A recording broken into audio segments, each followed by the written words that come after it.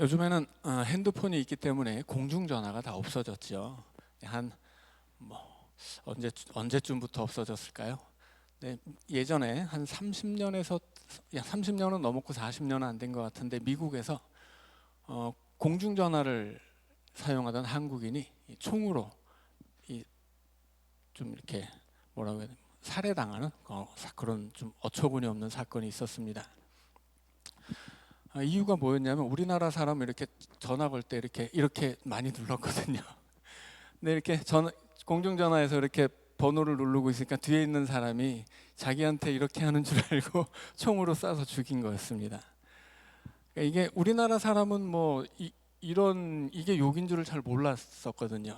근데 미국 사람들은 뭐 이걸 자기한테 대고 이렇게 계속 이렇게 하니까는 자기를 욕하는 건 줄 알고 막 화가 나서 이제 총으로 쏴서 죽인 사건이 있었습니다.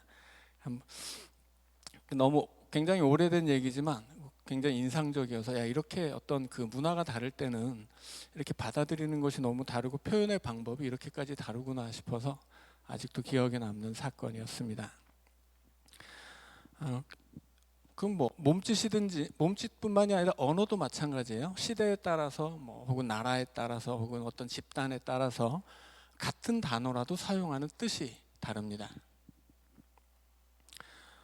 아주 쉽게는 요즘에 젊은이들 많은 어른들은 주로 핸드폰을 갤럭시를 쓰지만 젊은 사람들은 애플을 많이 쓰죠. 애플 그러면 우리는 다 사과라고만 생각하는데 젊은 사람들은 핸드폰을 생각한단 말이죠. 그래서 세대에 따라서도 같은 단어지만 다른 생각 혹은 다른 느낌을 받을 수 있습니다. 왜 이런 얘기를 드리냐면 성경이 그렇게 다른 느낌으로 사용되는 단어가 많기 때문이에요. 늘 말씀드리지만 성경은 그때 거기서 살던 사람들이 쓴 책을 오늘 여기서 읽는 거거든요. 그래서 같은 말이라도 사용하는 방법과 의미가 다를 수 있습니다. 특별히 숫자는 더 그렇습니다. 그래서 성경에 나오는 오늘 우리가 숫자를 많이 쓰듯이 성경에도 숫자가 많이 나오는데 같은 숫자를 쓰더라도 그 숫자를 사용하는 방식 또 그 숫자에 담긴 의미 이런 것은 굉장히 많이 다르다고 하는 거죠. 그래서 성경 안에는 우리가 생각하는 어떤 실제적인 의미의 숫자들도 나오지만 그러나 성경에 나오는 많은 숫자에 우리가 생각하지 못하는 우리가 흔히 오늘 사용하지 않는 그 시대에 거기서만 썼던 상징적인 의미가 많이 포함되어 있습니다. 자, 그래서 성경을 읽을 때는 오늘 우리의 눈으로만 읽으면 안 되고 그때 그 사람들이 이 말을 어떻게 사용했을까 이런 뜻으로 이런 것을 이렇게 생각해야만 합니다. 예를 들어서 우리나라에서도 그런 것이 있죠. 예를 들면 우리나라에 아파트가 굉장히 많은데 예전에는 4층을 사용하지 않았어요. 요즘에는 이렇게 미신이기 때문에 4층 400 몇 호 이런 것도 흔하지만 불과 한 10년 20년 전에는 아파트가 아무리 많이 있어도 4층이 없고 3층 다음에 5층으로 기록하는 데가 많았습니다. 왜냐하면 4라는 것이 굉장히 그 죽음을 뜻한다 혹은 재수 없다 이래서 4를 기피했단 말이죠. 그래서 실제적으로는 4층인데 5층이라고 썼어요. 500 몇 호 이렇게 썼죠. 그러니까 우리나라에서도 숫자를 실제적인 의미로만 쓰는 건 아니다라고 하는 것입니다. 그래서 비근한 예로는 7도 그렇죠. 우리나라에서는 럭키 세븐 이래서 행운의 숫자 이렇게 많이 이야기를 하죠. 자, 그런데 성경에서는 7이 행운의 숫자가 아니에요. 7은 완전을 상징하는 숫자이죠. 7이 왜 완전을 상징하는 숫자가 되냐면 하나님이 태초에 천지를 창조하실 때 7일이 걸렸습니다. 그래서 한 주가 이번 안식일에서 다음 안식일까지 걸리는 그 한 주의 기간이 7일이 됐죠. 또 안식년도 7년에 한 번씩 돌아오죠. 자, 그래서 7이라고 하는 것은 성경 안에서 어떤 이렇게 꽉 짜여진 완결된 하나의 기간을 뜻하는 숫자입니다. 그래서 7이라고 하면 완성된 기간 혹은 완전한 꽉 찬 기간을 뜻하기 때문에 이것이 완전을 뜻하는 숫자가 되기도 합니다. 우리가 다니엘서에서 읽은 이레라고 하는 말도 그런 뜻으로 쓰이는 거예요. 이것이 한 주기를 뜻하는 것입니다. 뭐 40도 마찬가지죠. 우리 창세기를 보면 홍수 심판이 있을 때 40일 동안 비가 오고, 또 예수님이 40일 동안 금식을 하고, 뭐 출애굽기에서는 40년 광야 생활을 하고, 혹은 뭐 모세도 40일 금식을 했고 엘리야도 40일 금식을 한단 말이죠. 이런 것들을 보면 40이라고 하는 숫자는 고난을 상징하는 숫자란 말입니다. 그래서 40일 그러면 뭐 비가 온 40일이건 예수님이 금식을 한 40일이건 혹은 뭐 광야를 지나던 40년이건 이것은 그 숫자만을 뜻하는 것이 아니에요. 실제적으로 이것이 딱 40일 혹은 40년 그 숫자만을 말하고 싶은 것이 아니라 그 기간이 뜻하는 고난이라는 의미를 강조하는 숫자입니다. 그러니까 40일 금식 기도를 했다 하면 그냥 뭐 39일이나 41일도 뭐 할 수 있는데 꼭 40일을 맞추는 이유는 뭐냐면 그것이 고난을 상징하는 것이기 때문이에요. 그래서 예수님이 광야에서 40일을 금식하셨다 하면 그냥 배가 고팠거니 이렇게만 생각한 것이 아니라 굉장히 많은 고난이 있었구나. 이스라엘 백성이 40년 광야를 생활을 했다 하면 그것이 고난의 시간이었구나 이렇게 생각을 해야 한다는 것입니다. 자, 그래서 그렇게 성경 안에서 나오는 모든 숫자에는 수학적인 의미가 있지만 또 동시에 신학적인 의미도 있다라는 걸 기억해야만 합니다. 다른 말로 표현한다면 실제적인 숫자로도 쓰이지만 그 숫자들은 다 상징적인 의미가 있다라고 말할 수도 있겠고요. 혹은 뭐 성경에 나오는 숫자가 양적인 가치가 있다, 동시에 질적인 가치가 있다 이렇게 표현할 수도 있습니다. 그 숫자라고 하는 것은 그 수만 이야기하는 것이 아니고 그 수에 포함된 의미가 있다라는 것입니다. 자, 그런데 이게 왜 중요하냐면 요한계시록에서 14만 4천 명이 나오잖아요.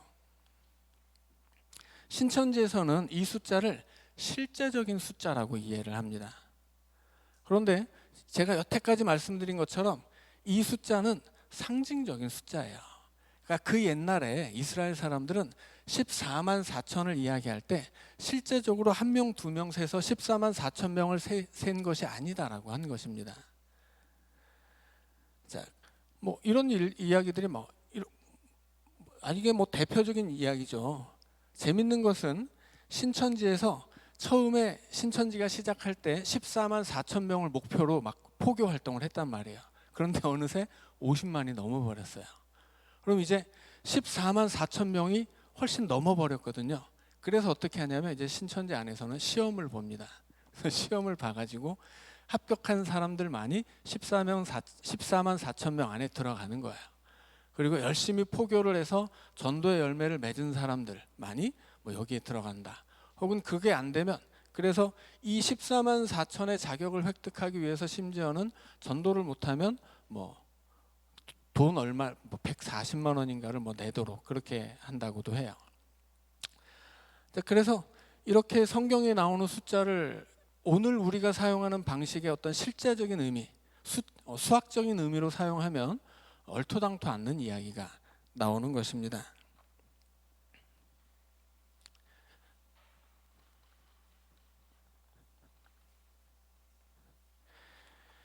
자, 그래서 성경 안에서 이렇게 숫자가 우리가 사용하는 방식 말고 전혀 생각하지 못했던 방식으로 사용되는데 특별히 묵시는 그것이 더 심해요.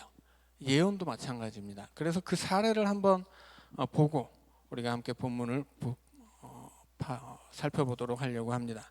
자, 에스겔 4장을 한번 펴보시죠.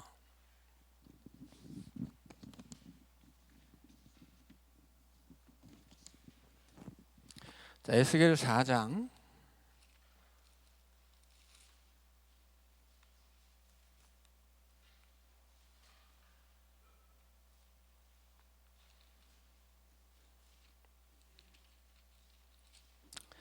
에스겔 4장 1절부터 6절까지 같이 한 절씩 교독하겠습니다.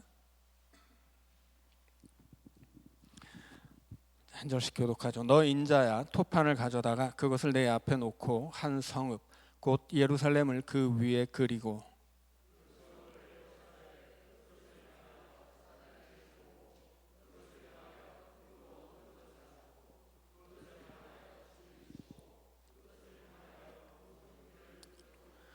또 철판을 가져다가 너와 성읍 사이에 두어 철벽을 삼고 성을 포위하는 것처럼 애워싸라.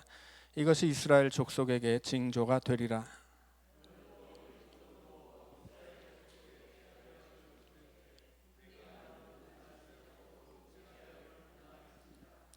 내가 그들의 범죄한 횟수대로 네게 날수를 정하였나니 곧 390일이니라. 너는 이렇게 이스라엘 족속의 죄악을 담당하고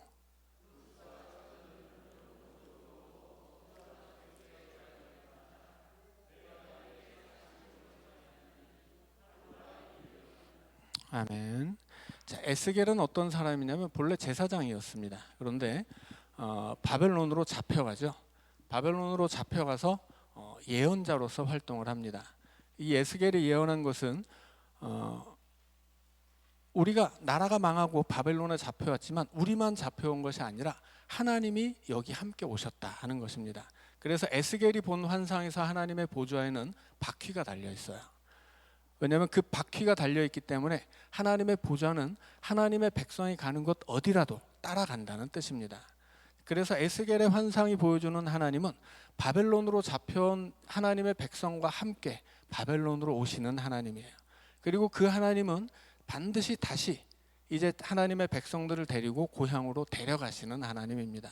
그래서 에스겔이 예언한 것은 왜 우리가 여기 잡혀왔느냐, 그리고 어떻게 우리가 다시 돌아가게 될 것인가, 이것에 관한 예언을 하고 그 예언 가운데 묵시적으로 표현하는 것들이 많이 있습니다. 그 중에 하나가 우리가 읽은 이야기예요. 하나님이 에스겔에게 말씀하시죠. 토판을 가져다가 예루살렘 성읍을 그려라. 토판이라고 하는 건 뭐 예를 들어서 이제 그 고고학적인 발굴을 할 때 뭐 상용 문자 같은 거 막 쓰여 있는 토판들이 많이 발견되죠. 그러니까 요즘으로 치자면 뭐 큰 스케치북이라고 할 수도 있겠고, 또 뭔가를 보여주기 위한 하나의 퍼포먼스를 하라는 거예요.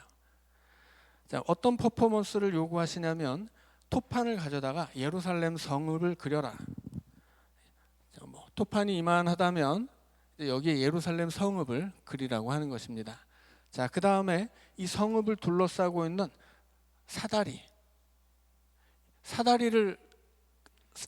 성읍에 사다리가 놓인다는 건 무슨 뜻이겠습니까? 이 성읍을 침략한다는 뜻이에요. 예루살렘 성읍도 이 예루살렘이 굉장히 그 높은 지대에 있고 성벽이 있으면 이 성을 무너뜨리기가 어려웠기 때문에 그 예루살렘 이 성벽 앞에 그 흙을 쌓았다는 기록이 있습니다.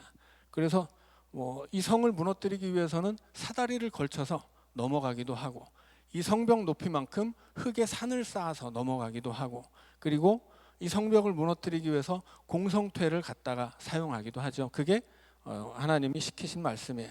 그래서 이 옆에 예루살렘 성읍을 둘러싸고 사다리를 걸치고 여기다 흙으로 산을 쌓고 공성퇴를 준비하고 그리고 적들이 진을 치고 있는 것을 그려라, 그렇게 말씀하신 겁니다. 그리고 나중에는 여기다 이렇게 철판을 두르고 이 옆에 네가 누워라. 자, 눕는데 어떻게 눕냐면, 자, 너는 왼쪽으로 누워라. 왼쪽으로 누워서 이스라엘 족속의 죄악을 짊어지되 네가 눕는 날수대로 그 죄악을 담당할 것이다. 무슨 얘기냐면 에스겔이 이 토판에다 예루살렘 성벽을 그리고 침략당하는 모습을 그려놓은 다음에 그 옆에 누워 있으면 에스겔이 누워 있는 그 하루당 이스라엘 족속이 그 죄값을 1년으로 치른다 하는 이야기입니다. 그 이스라엘 백성들이 출애굽기에서는 민수기에서는 가나안 땅을 정탐하는데 40일 동안 정탐했는데 부정적인 보고를 했다가 쫓겨나죠. 그때 그 하루를 1년으로 쳐서 40년 광야에서 헤맬 것이다, 이렇게 말씀하시죠. 똑같은 방식이에요.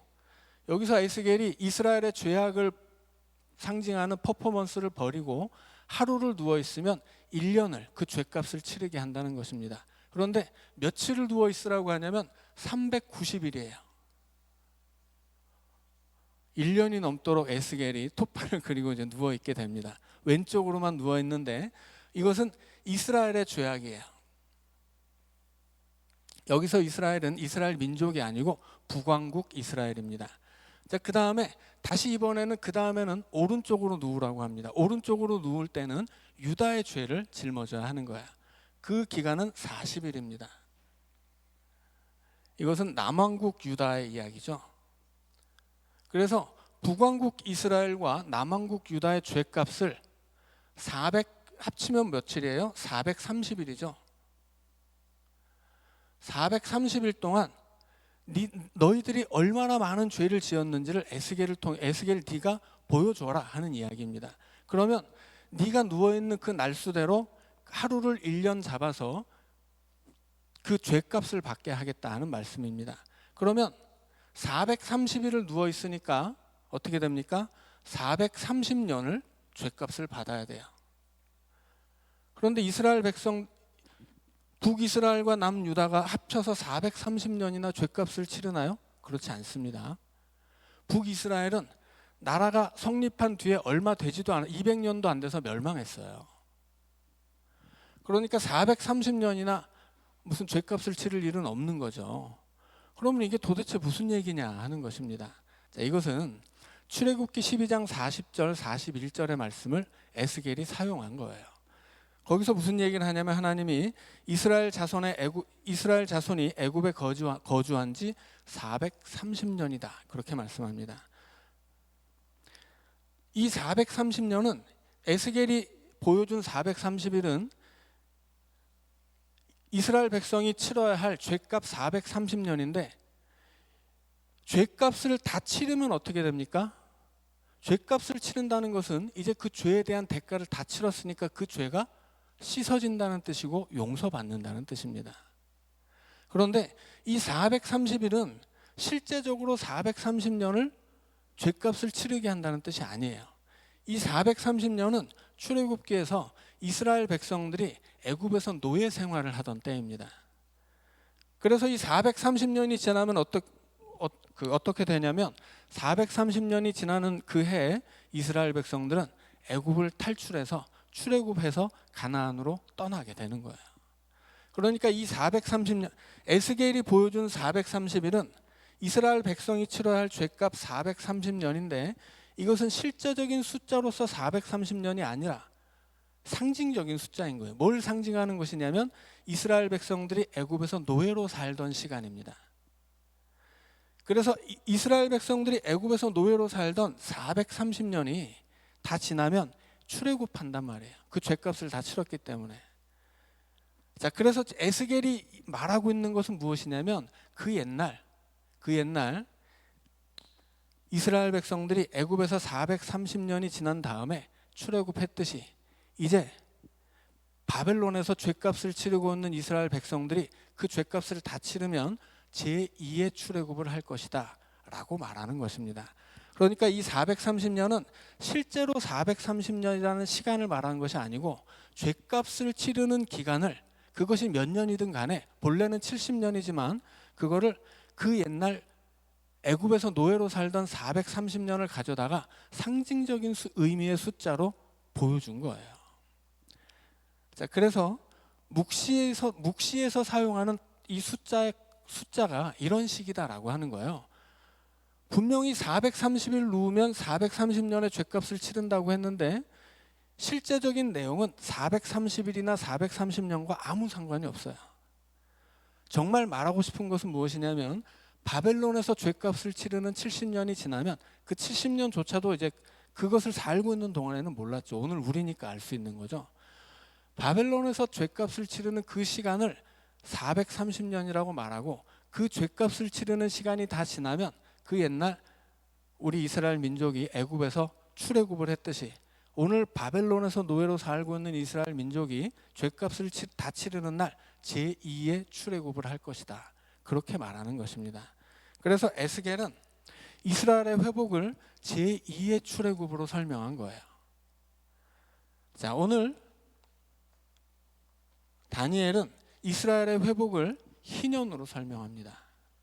자, 희년은 희년인데 그냥 희년이 아니고 10배의 희년이에요. 자, 다니엘에 나오는 다니엘이 하나님 앞에 기도한 것은 70년이었습니다. 우리 민족이 70년의 죄값을 다 치르면 예레미야가 그렇게 예언을 했으니까 회복되게 해주세요. 기도를 했단 말이에요.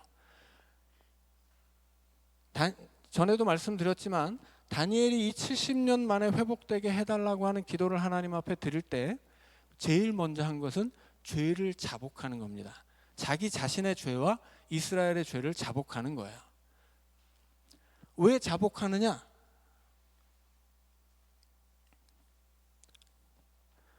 레위기 26장에서 이스라엘 백성들이 하나님이 주신 가나안 땅에서 쫓겨난다는 이야기를 합니다. 그리고 너희들이 그 죄를 하나님의 말씀을 어기면 하나님이 경고를 하면서 벌을 주시는데 처음에 조금 벌을 주시고 그래도 말을 안 들으면 7배로 벌을 주시고 다시 그래도 안 들으면 또 7배를 주시고 그래도 안 들으면 또 7배를 벌을 주세요. 그래서 그 벌이 7배, 7배, 7배, 7배 계속 7배로 늘어납니다. 결국 그 7배로 늘어난 최종적인 그 최후의 그 형벌은 무엇이냐면 하나님이 주신 가나안 땅에서 쫓겨나는 거예요.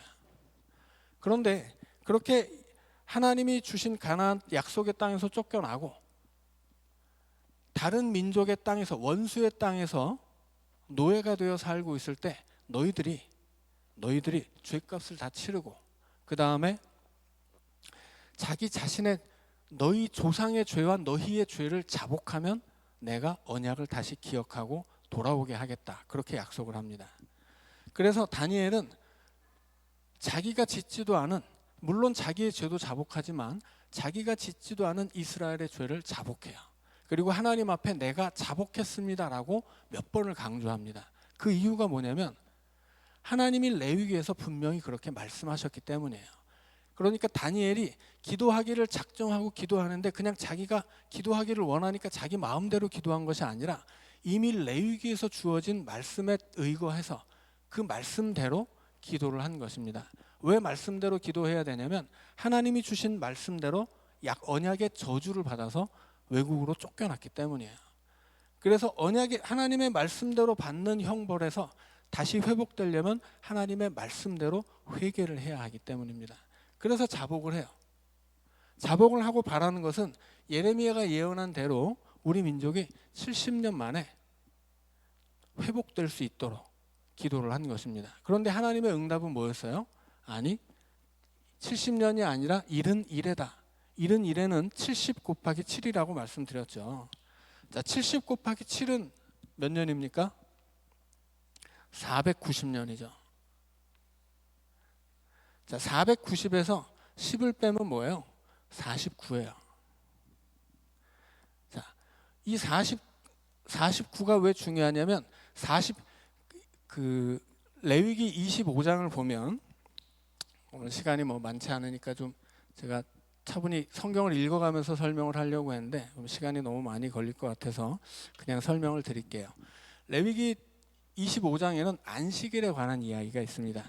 안식일은 7년에 한 번 오죠. 7년에 한 번씩 안식일이에요. 근데 안식년이죠. 안식년이 7년에 한 번씩 오는데 7번 안식년이 온 다음에는 뭐가 옵니까? 그때는 희년이 와요. 안식년 7년에 7번이 반복되면 49년이고 49년 다음 해, 그 다음 해 50년 되는 해가 희년이에요. 희년은 어떤 해냐면 종이 되어서 남의 집에 종살이하러 갔던 종들이 자기 집으로 돌려보내지는 해입니다.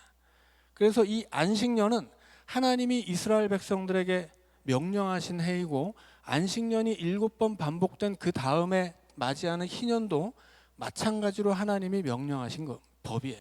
그런데 하나님이 희년을 명령하시면서 25장 마지막에서 이 희년을 명령하는 이유를 뭐라고 설명하냐면 너희들이 애굽에서 탈출한 것처럼 애굽에서 해방된 것처럼 희년을 지켜야 한다. 그렇게 말씀하세요.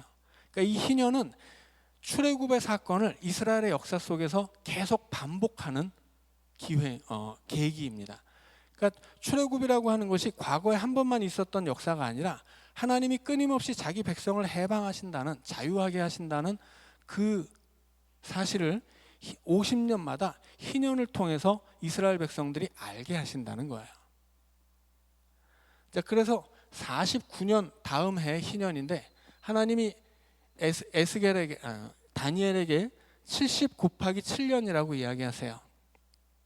그러면 490년이 되는데 490년이 지나면 어떻게 됩니까? 오늘 우리가 본문에서 읽은 것처럼 죄가 다 용서되고 이스라엘이 깨끗해지고 회복되고 인자가 하나님 나라를 가지고 온다라고 하는 거야. 그게 뭐예요? 그게 바로 10배의 희년을 이야기하는 겁니다. 자, 그렇다면 이것이 왜 이 70년, 이 490년에서 왜 10을 빼고 49년으로 보고 이 490년을 희년을 10배의 희년을 위한 준비 과정으로 봐야 하느냐라고 하는 거죠.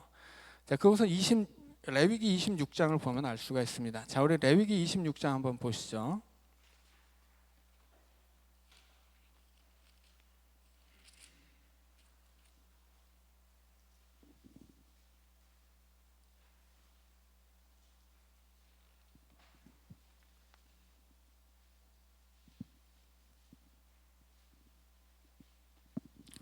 자, 레위기 26장 33절부터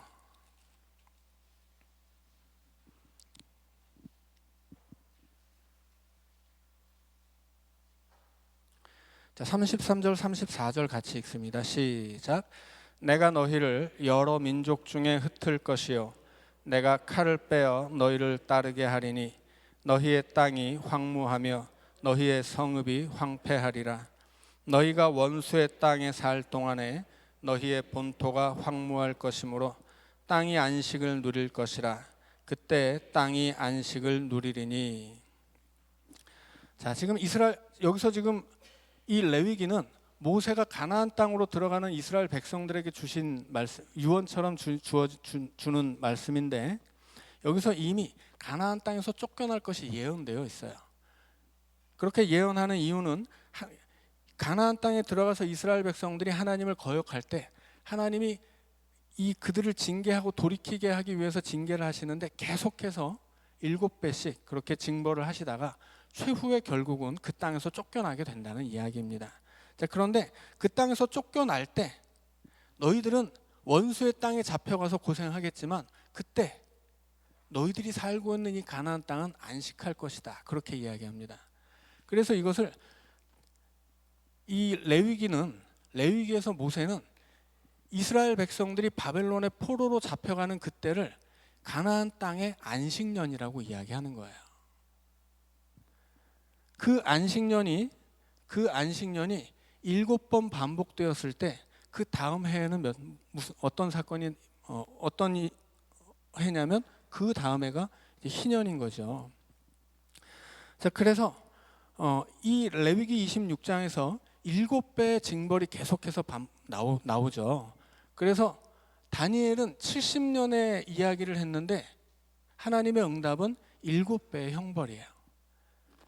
그래서 이 다니엘의 이야기는 이스라엘이 바벨론에 잡혀가고 그 바벨론에서 해방되는 것을 아까 에스겔이 제2의 출애굽이라고 이야기했다면 다니엘은 이스라엘의 회복을 10배의 희년으로 말하고 있다라는 것입니다.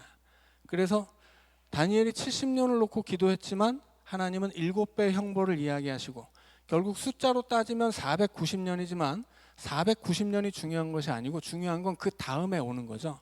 그 다음 해 이 71해가 지난 다음에 이제 10배의 희년이 온다라고 하는 거예요. 그래서 우리가 함께 읽은 오늘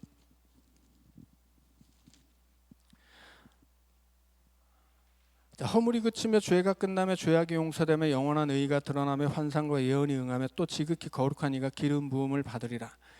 이제까지 그 모든 죄악의 대가를 치르는 시간이 다 지나간 것이고 이제 그것이 다 그 모든 죄의 값을 치렀기 때문에 이제는 회복된다라고 하는 이야기입니다.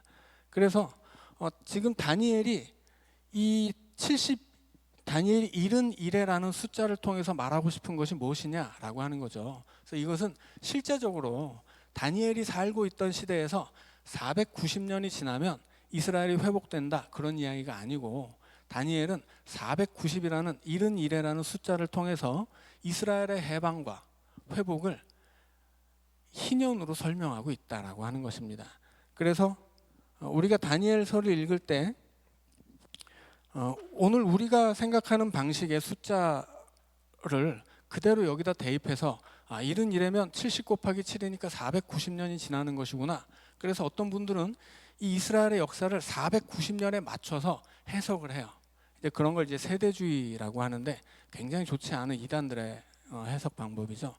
왜냐하면 성경에 나오는 숫자는 상징적인 숫자이고 신앙 고백적인 숫자인데, 이것을 실제적인 숫자로 해석을 해버리는 순간 어떻게 됩니까? 억지 해석이 되는 거죠. 마치 그 그로테스크의 침대처럼, 그 그리스 신화에 나오는 이 괴물인데, 자기 침대에다가 사람을 눕혀놓고 사람이 침대보다 작으면 잘라서 느리고 침대보다 길면 잘라서 침대에 맞추는 거예요. 그러니까 이 490이라는 숫자에 성경 이야기를 맞추게 된다고 하는 거죠. 그래서 성경이랑 이 다니엘서가 이야기하고 있는 이 71회라고 하는 것은 실제적인 490년이 아니고 이 이스라엘의 역사가 하나님이 레위기에서 이야기하신 방식대로 이제 이스라엘이 회복된다라는 것을 말씀하기 위해서 희년을 이야기한 것이다라고 하는 겁니다. 자, 이제 여러분들 나눠드린 프린트물을 한번 보시죠. 잘 안 지워지니까 그냥 프린트물을 보고 설명을 드리도록 하겠습니다. 자, 그래서 이 다니엘이 처음에 70년을 놓고 기도했지만 하나님은 70 곱하기 7이라고 응답을 하시고, 그것은 10배의 희년을 위해 준비되어야 하는 시간입니다. 그래서 그 71회가 지나면 9장 24절에서 이야기한 것처럼 이제 모든 죄값이 다 치러지고 이제 지극히 거룩한 이가 기름 부음을 받아서 하나님 나라가 시작되는 것입니다. 그런데 그 71회 안에 오늘 우리가 읽은 본문은 이 71회를 세 수로 나누고 있어요. 첫째는 7일회가 있고, 둘째는 62일회가 있고, 셋째는 마지막 한 일회가 있는데, 마지막 한 일회는 다시 반 일회, 절반의 일회로 나누게 됩니다. 자, 처음에 7일회와 62일회에 대해서 9장 25절에서 예루살렘을 중건하라는 영이 날 때부터 기름 부음을 받은 자 곧 왕이 일어나기까지의 기간이 7일회와 62일회입니다. 합치면 이제 69일회가 되죠.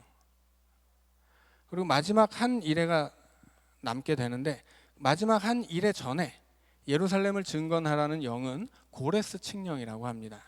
이것은 이스라엘 바벨론이 멸망하고 페르시아가 세워졌을 때 그 페르시아를 창건했던 고레스 대왕이 이제 자기가 다스리고 있는 나라 안에 모든 포로된 민족들을 돌려보내라고 하는 명령을 내려요. 그것을 고레스 칙령이라고 하는데, 예루살렘을 증건하라는 영, 그것이 바로 고레스 칙령입니다. 그래서 고레스 칙령부터 기름 부음 받은 자 곧 왕이 일어나기까지, 여기서 이제 기름 부음 받은 자는 왕인데, 기름 붓는다라고 하는 것은 단순히 왕만 붓는 것은 아니에요. 기름을 붓는 것은 첫째로는 성전의 물건들의 기름을 붓습니다. 왜냐하면 거룩하기 때문이죠. 기름 붓는다는 것은 거룩하게 구별한다는 뜻이에요. 그래서 성전의 물건들이 다 하나님의 것이기 때문에 기름을 부어서 이제 바르게 되고, 사람에게도 기름을 붓는데 왕에게도 기름을 붓고 제사장에게도 기름을 붓고 예언자에게도 기름을 부어요. 그래서 그렇게 기름 붓는다라고 하는 것을 메시아흐라고 하는데, 그래서 기름 부음을 받은 사람을 메시아라고 부릅니다. 그래서 구약의 메시아는 세 가지가 있는 거예요. 왕, 예언자, 그 다음에 제사장입니다. 그런데 이게 이 이스라엘 민족이 이스라엘의 역사가 신약으로 가까워져 올수록 메시아에 대한 메시아 신앙이라는 것이 있어서 이제 하나님이 다윗을 대신해서 보내주실 위대한 왕을 기다리는데, 예전에는 제사장도 포함되어 예언자도 포함되어 있었지만 나중에는 그 둘은 빼고 그냥 다윗 같은 왕만을 이제 메시아라고 생각을 하게 돼요. 자, 그렇게 기름 부음 받은 자 왕이 일어나기까지, 그때까지 기간이 7일에부터 62일이에요. 자, 그러면 기간으로 치자면 이제 다니엘이 살고 있었던 시대가 여기 있습니다. 그리고 다니엘이 바라보고 있는 하나님, 이제 이 세상의 역사를 하나님이 심판하는 종말, 그리고 하나님 나라가 오는 그때를 이제 바라보고 있죠. 그래서 여기서 하나님 나라가 시작되려면 동시에 하나님이 최후의 심판도 하셔야 되겠죠. 그러면 다니엘이 살고 있는 시점부터 하나님이 세상을 심판하시고 역사를 끝내고 하나님 나라를 시작하게 하는 시간까지, 그때까지의 역사를 70일이라고 말하고 있는 것입니다. 자, 그런데 70일회 중에 7일회 그리고 62일회, 그럼 여기 이제 한 일회만 남는 거죠. 지금 우리가 읽은 본문의 말씀이 이 얘기를 하는 거예요. 여기서 그 71회를 셋으로 나눠서 처음에 이 한 일회는 어떤 것이겠습니까? 다니엘이 기도했던 거죠. 예레미야가 예언했던 것처럼 바벨론에서 포로로 살고 있었던 그 70년이라고 추측을 합니다. 그래서 한 일회는 그렇게 지나가는 거예요. 그 다음에 이 7일회와 62일회 사이에 고레스 칙령이 내려지고 이스라엘 백성은 돌아오게 됩니다. 돌아와서 성전을 짓게 되죠. 성전을 짓게 되면 이제 그 성전의 모든 물건들에 기름을 붓고 거기서 제사장에게 기름을 부어요. 그리고 기름을 부어서 거룩한 사람으로 세우게 되는 거죠. 자, 그래서 이 61일회를 남겨놓고 그 안에 이스라엘 백성이 포로기도 마치고 고향으로 돌아가서 성전도 짓고, 그 다음에 오늘 본문이 이야기하는 것처럼 성이 중건되고 광장과 거리가 세워질 것이다, 그렇게 이야기하죠. 이 시간에 이스라엘이 회복한다라는 뜻이에요. 그런데 끝까지 완전히 회복되는 것이 아니죠. 회복되다가 또 어떤 사건이 벌어집니까? 62일회가 끝나는 그 순간에 이제 반전, 또 괴로운 일이 생기죠. 62일회 후에 기름 부음을 받은 자가 끊어져 없어집니다.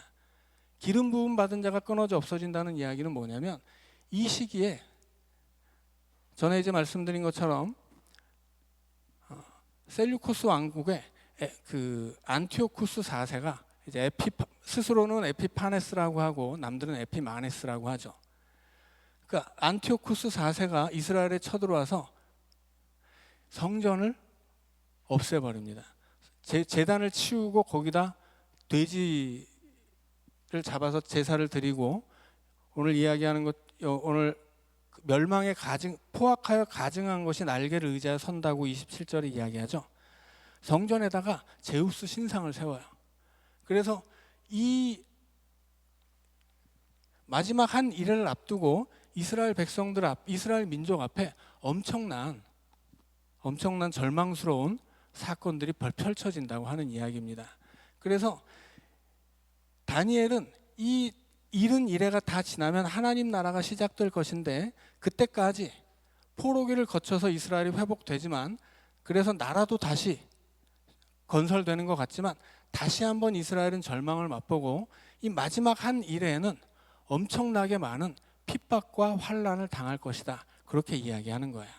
그런데 27절에 보면 그렇게 핍박과 환난을 가져오는 사람이 한 일회 동안의 언약을 굳게 한다, 그렇게 이야기합니다. 이게 옛날 말을 번역한 거라 좀 문제가 있지만, 이 한 일회 동안 내가 이스라엘을 확실하게 멸망시키겠다, 하나님 섬기는 사람들을 확실하게 괴롭혀 주겠다, 이런 약속을 했다는 뜻이에요. 그런데 하나님이 이 한 일회를 절반으로 줄여줍니다. 이것은 나중에 요한계시록에서도 굉장히 중요한 이야기예요.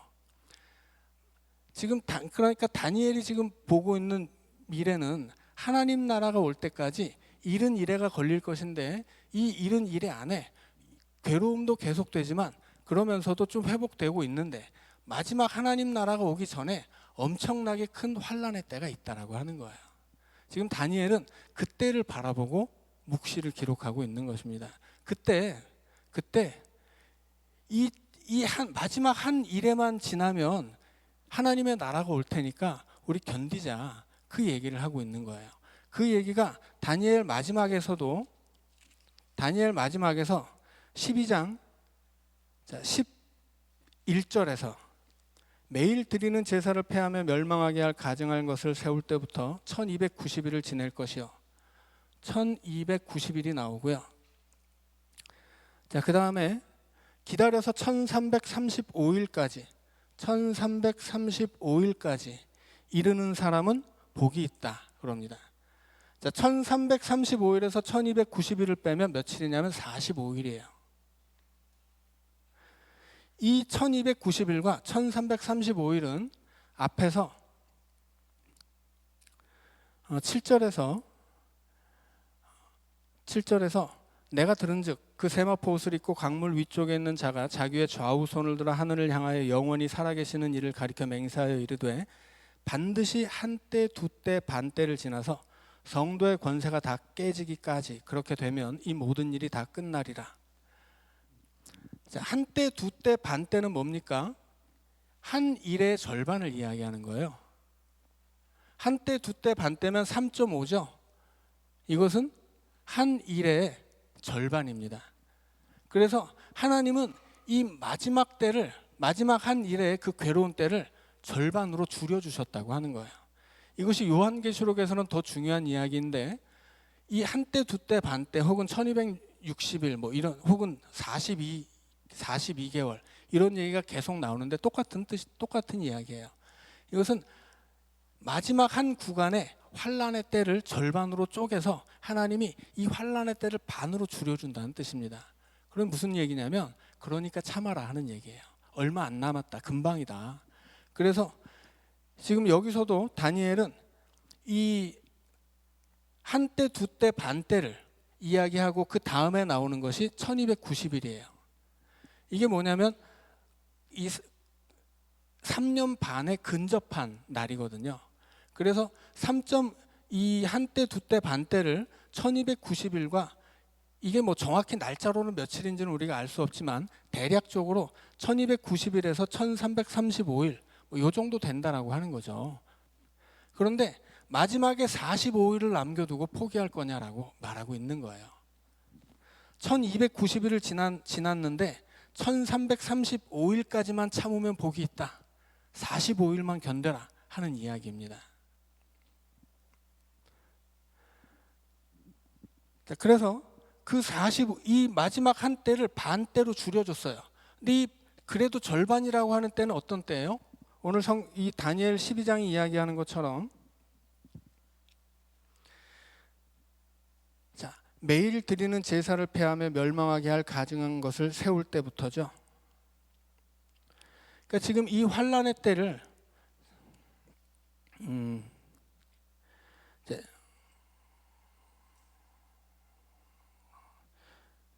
12장 7절에서 이제 마지막으로 이 얘기만 하고 마치려고 합니다. 12장 7절에서 반드시 한때 두때 반때를 지나서, 다니엘 12장 7절을 보세요. 반드시 한때 두때 반때를 지나서 성도의 권세가 다 깨지기까지니, 그렇게 되면 이 모든 일이 다 끝나리라. 성도의 권세가 다 깨진 다음에 이 모든 일이 끝나는 거예요. 이 모든 일은 뭐예요? 이른 이래입니다. 마지막 한때 환란의 때인데, 하나님이 마지막 한 일의 환란의 때를 절반으로 쪼개 주셨음에도 불구하고 쉽지 않은 때예요. 고난을 견뎌야 하는 때입니다. 환란의 때입니다. 그런데 이 환란의 때는 성도들의 권세가 깨지는 때이지만, 성도들의 권세가 다 깨짐으로써 그것은 끝이 아니죠.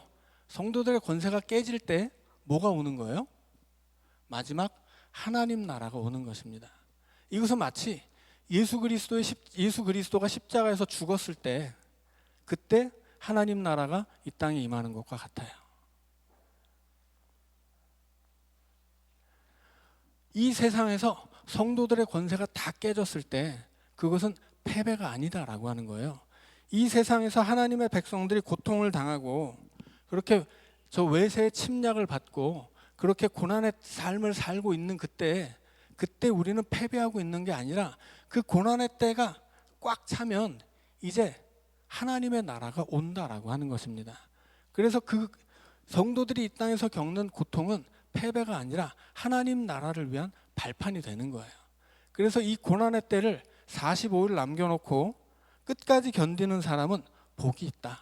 그래서 마지막으로 다니엘에게 주어지는 말씀이 뭐예요? 13절에서 너는 가서 마지막을 기다리라. 설교 시간에도 말씀드렸지만 이것은 그냥 아무것도 안 하고 기다리라는 뜻이 아니고 다른 여러 가지 성경 번역본을 보면 너는 너의 길을 끝까지 가라라는 뜻입니다. 이 고난의 때 멈추면 안 된다라고 하는 거예요. 그래서 다니엘이 말하고 있는 것은 다니엘서 안에 여러 가지 숫자가 나와요.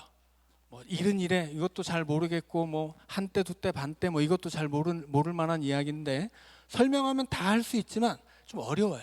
근데 궁극적으로 이 숫자들을 통해서 하고 싶은 얘기가 뭐냐라는 거예요. 이걸 알면 정확한 숫자의 의미를 몰라도 큰 상관은 없다는 거죠. 지금 다니엘이 말하고 싶은 것은 71회를 말하고 이것을 세 대로 나누어서 설명하고 이 모든 이 숫자의 이야기를 통해서 다니엘이 우리에게 들려주고 싶은 것은 하나님 나라가 오기 전에는 환난의 때가 있다. 그 환난의 때를 이기는 사람에게 하나님 나라가 주어진다. 이것은 다니엘만 얘기하는 게 아니죠.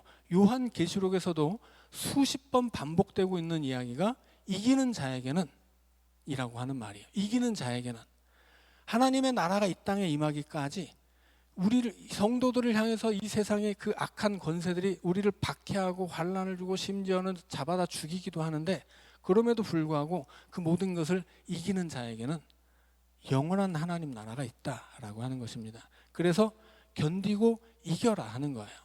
그래서 이 숫자를 통해서 다니엘이 말하고 싶은 것은 우리는 도저히 알 수 없는 미래의 어느 때를 알려주겠다고 하는 것이 아니고 하나님 나라가 오기 전에 이 세상에서 하나님 나라의 백성으로 사는 사람들에게 환난이 있다라고 하는 거예요. 그 환난을 견디는 자는 영원한 하나님 나라를 받을 것이지만 그 환난에 굴복하고 무릎 꿇어서 우상을 섬기고 세상의 요구에 순종하는 자들은 복이 없다라고 하는 거죠. 그래서 마지막으로 다니엘이 말하고 한 번 더 당부하는 것은 마지막 45일을 71회 가운데 마지막 45일 그것마저도 끝까지 견디고 너의 갈 길을 끝까지 가라. 그러면 어떻게 되는 거예요? 그러면 내가 평안히 쉬다가 끝날 때에는 내 몫을 누릴 것이다. 그것이 다니엘서의 결론입니다. 그래서 우리는 실은 이 숫자의 얘기를 하자면 밑도 끝도 없고 한도 끝도 없어요.